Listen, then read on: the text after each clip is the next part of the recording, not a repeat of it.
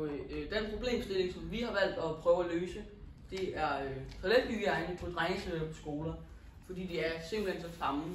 Det er altså ikke bare os, der siger det. Det er næsten alle dem, vi har spurgt, de siger, at de har ikke engang lyst til at gå derind, hvis de gerne vil have vand eller sådan noget. Så vil de hellere gå ind i klasselokalerne, fordi det lugter simpelthen så dårligt, og det er virkelig klamt derinde.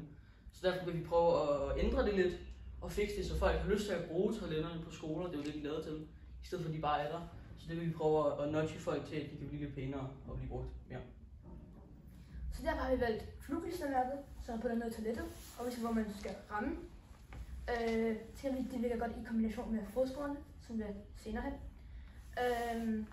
Det er så også bevist, at når man putter flugklistermærke ned til toilettet, nedsætter det tisse på gulvet med 80%.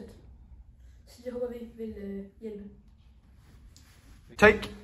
Vi har også lavet et skilt, som kommer til at være ude for toiletterne i modsætning til de andre notches. Og på skiltet er der en hvid pil, som viser mod toilettet, så folk altid kan finde vej. Og så har vi teksten rene toiletter. Og denne tekst vil plante sig i hjernen på folk og gøre, at de vil forvente et rent toilet, og bagefter også efterlade det rent. Det er super smart, fordi at det vil skabe en god cirkel, hvor at folk holder toiletterne rene.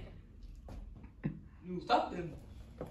Vi har fundet på fodsporene, som kommer til at stå parallelt ude foran toiletterne, så folk kan se, hvor de skal stille sig og ramme, så de ikke stiller sig skævt eller den anden side af rummet og tisser på gulvet, og i stedet for tisser ned i toilettet.